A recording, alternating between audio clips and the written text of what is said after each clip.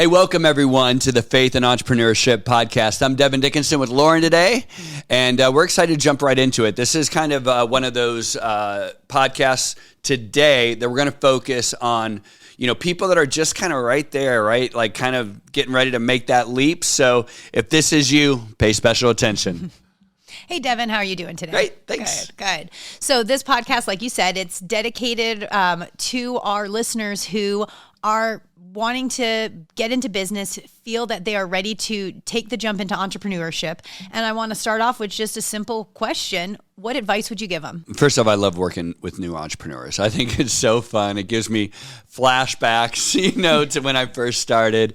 And this is an exciting, scary time for people, right? And a lot of people get right there, but they come to me and say, Devin, I think I'm ready. What do you think? And, they want to hear these magic words, and they want some super cool abracadabra advice that's going to give them instant success. And typically I focus on three things. When they get ready and they're like, hey, I've got an idea.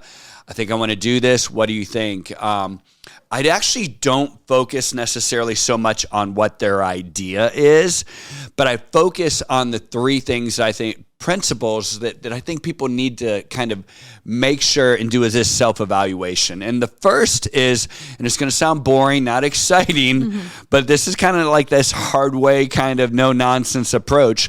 My first is, Lauren, I tell them to look at their personal finances. And, everyone, you can see they're all excited, and then they're like, oh, that's boring advice. Yeah. Right now you're like, oh, this is boring advice. But this is true, right? If you today are thinking about going and making this huge decision of starting a company, you basically are starting a whole nother area of your life and perhaps other people's life, perhaps other people's finances, other people's livelihood that you are now responsible for. And so if you can't manage your own personal finances and take care of yourself and your family or whomever that you're currently responsible for, why are you going to double your responsibility financially, right? And a lot of times people go, oh, well, Devin, you don't get it, right? The reason I'm doing this is because if I start this business, it's going to solve all my financial woes. My personal financial woes are going to go away because this business is going to be so remarkable, so amazing that I'm going to solve all my personal finances. And I laugh out loud because it's that's not how it works. Yeah. And anyone that told you that, you're watching too much TikTok, right? You're watching too much, people with, Rolexes that are 22 years old standing in front of jets that they, somehow snuck onto an airfield and are filming some starting a business is not going to solve your personal financial woes. What you need to do is you need to take time and reflect upon your personal finances. Simple things. If you can't pay your bills on time, don't start a business. Period. That's a hard no. Stop. Don't do it, right? If you're crazy in debt, don't start a business, right? If you don't understand how you make this much money but you're still broke every month, don't start a business, right? These are some the principles, right? So first and foremost, get into your personal finances. Make sure that you pay your bills. Make sure that you don't have a bunch of debt, and make sure at the end of the day you've got a little bit of savings, and that at the end of the month you spend less than you make. If you do those basic things, you can now consider starting a business. Okay, what's next? What's your next piece of advice? My next one's going to be kind of boring too, warning people right now, but it's that they have to have a business plan. And people go, oh yeah, I have a business plan. It's right up here, right in the old noggin. It's a good one. You're going to love this, Devin. And then they start telling me about how cool their product is. And I'm like, that's not a freaking business plan. A business plan is, show me how much money you're going to make. Show me how you're going to sell that, right? By month, how much money you're going to sell, how much revenue you're going to get by month. Show me the expenses you're going to have per month. Show me the cost of goods against those products.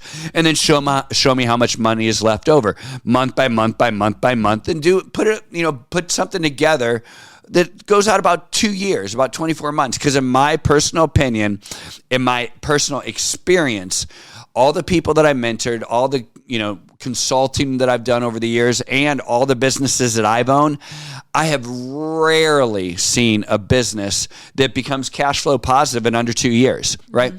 So put together a 2-year business plan that literally has as much data, and proof points. Like, why do you think you can sell this much in product after 2 years, this much in service after 90 days, this much after 6 months? Like, what's your rationale behind the business plan? And put real thought, time, and effort into this.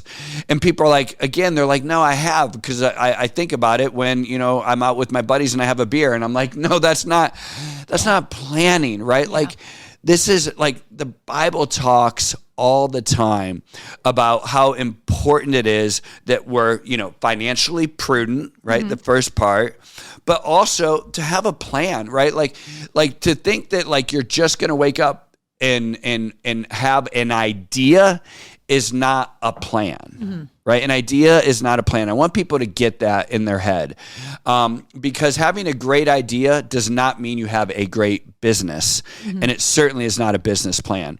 And so I would really challenge people to put a lot of time, thought, and effort into that.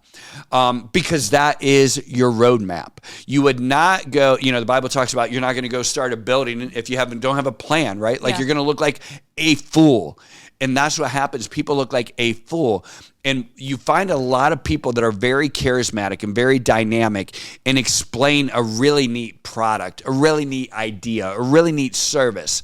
And people will get excited, and they'll get their mom to invest. They'll go and they'll talk to their spouse, and they'll take out their life savings. They'll cash out their 401k.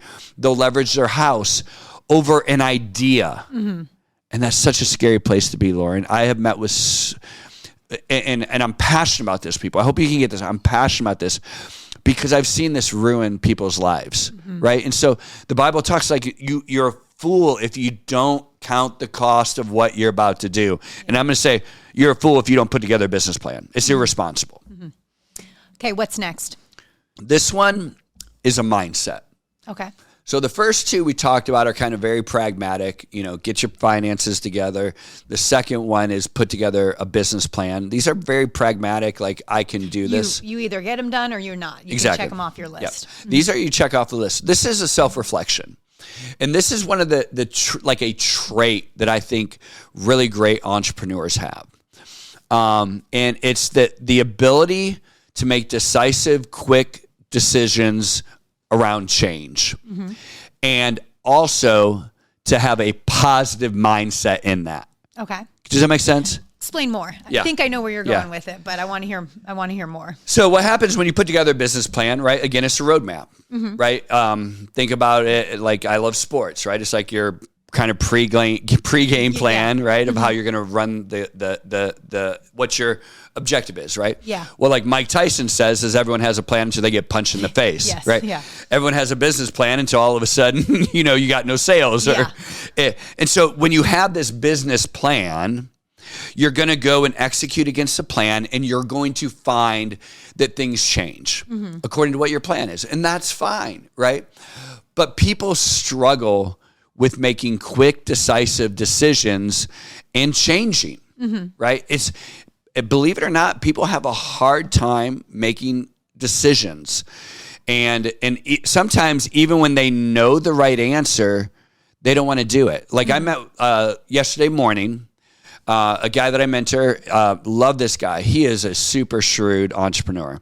He's been doing business as long as I have. I call it mentor, but really at the end of the day, we just kind of share life, right? He tells me stories, I tell him stories, and we learn from each other. Yeah.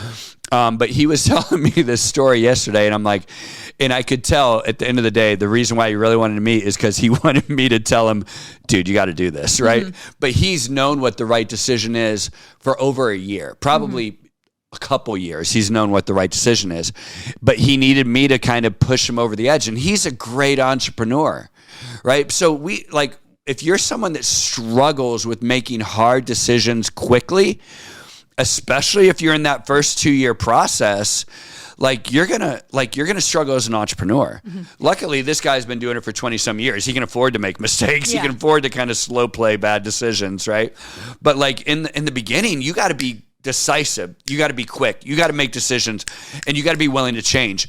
And when you do this, there are people that have a negative mindset. Remember I said that's the other part of this?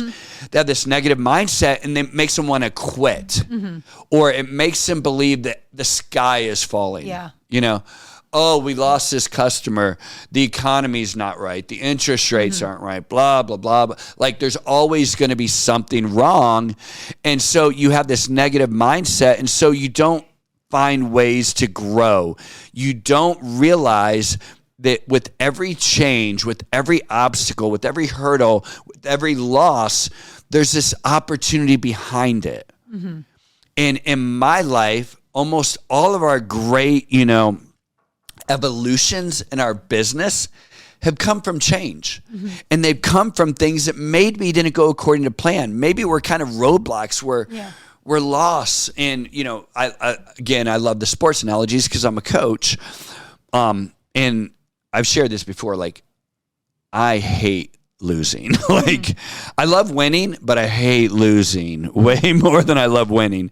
And, but I would tell you this, and every great coach, every great player knows this, that you find way more and you become a way better team in the losses than you ever do in the victories, because it forces you to evaluate your weaknesses.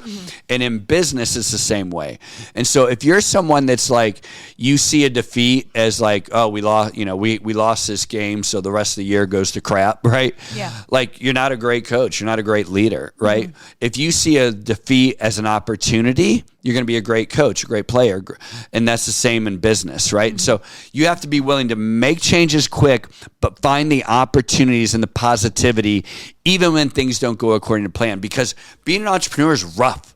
Like, it's a lonely place. Yeah. And if you have this negative predisposition, it's like you're going to see every storm that you're just going to see it like it's going to sink the ship, instead of, hey, here's a storm, let's get the sails up, let's get the wind behind it, right? Like, it's just perspective. And I think this is it's an intangible, but it's really important to know thyself, right? And as an entrepreneur, you have to know thyself. Going back, I actually want to ask you a question about when you say change quickly. What does that mean? Let's say in the perspective of your new entrepreneur and you're 24 months into your business plan, is there a time frame you would say you want to give something a chance to work, or is that even something you can? Lauren, I love that. That's a great question. So you have this 24-month time plan or business plan, and let's say things aren't working according to plan, right? So the thing is, when you have a business plan and things aren't working according to plan, you can adjust your business plan and go, okay, this is working. It's just going to take me 36 months to be cash flow positive as opposed to 24, right? And it's like, so you can make the adjustment, right? And also decide, is the juice worth the squeeze, right? Because if it takes me another 12 months of losing money, how much money am I going to lose versus what's the ultimate upside? Maybe there is an ultimate upside, but maybe the upside isn't worth the loss or the time, or, And so I think having that business plan, you can take that reality, plug it back into that, and make decisions according to it. And so, like, within that, like, the time frames become less relevant. So to me, Lauren, it's not necessarily about how long do you give an idea to evolve. It's as you evolve your business plan to the realities, is the juice worth the squeeze? And I think a lot of times people suffer from that. They get what I call ostrich syndrome, hiding your head in the sand. Exactly. People know, they're like, ugh, I don't like the way these numbers look, so I'm not going to look at the numbers. I'm going to stick my head in the sand. And so I think, but for me, I've always said, when you know, you know. There's a phrase in business that I tell my managers and leaders all the time. And it's, that which needs done eventually needs done immediately. So when you say to yourself, oh, you know what? I'm going to need to do this eventually. Nope. Stop right there. Eat the frog. Do it today, right? Like, this is incredibly important. And people struggle with this. They really do. The reason why you say eventually is because you want to procrastinate on it. You hope that it's going to solve itself. The problem doesn't solve itself. And so it's less around the time frames and more around when you know, and then you have to have the courage to do it. So I had this scenario one time where my managers all got together, and we were a pretty big company at this time. We were all in the room. Like, it was a board. There's probably like 12 of us, so like around a board meeting type table, right? And we went through, and everyone's like, yeah, this project isn't working. And, I kind of was like, all right, like, I'm doing the math in my head, I'm up on the whiteboard, and I go, okay, well, this thing's costing us about $1,500 a day, which wasn't a huge deal considering the size of company we were. We were really big, right? So everyone's like, it's costing us $1,500 a day. You know what? Today's the 17th of the month. You know what? On the 1st of the month, let's kill it. We'll kill it on the 1st of the month. So I was like, doing the math in my head, I'm like, $1,500 a day times, and it was going to be like another 10 business days or something. I'm like, so that was $15,000.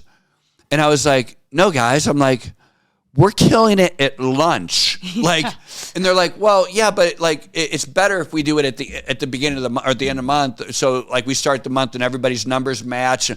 I said, I don't freaking care about numbers matching. I don't freaking care. Like, it's $15,000 in cold hard green cash. Mm-hmm.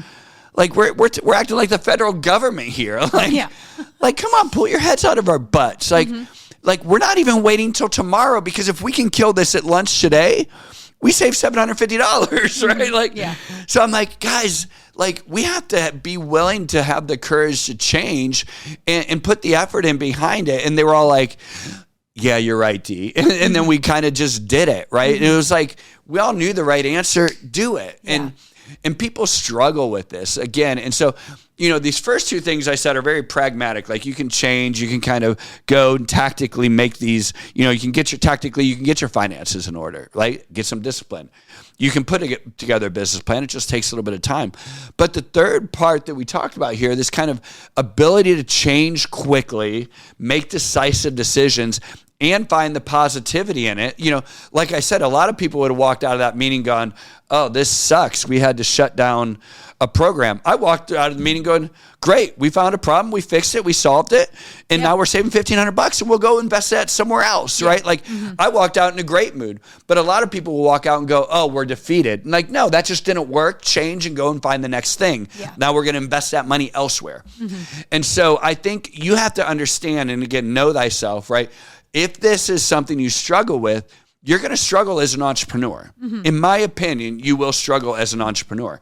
And so I think really the reflection is needed, right? Like, and I've seen people that, are very good at the first two things and other things about being a good operator and stuff, but they really struggle with that decisiveness, and they really struggle with finding the positivity.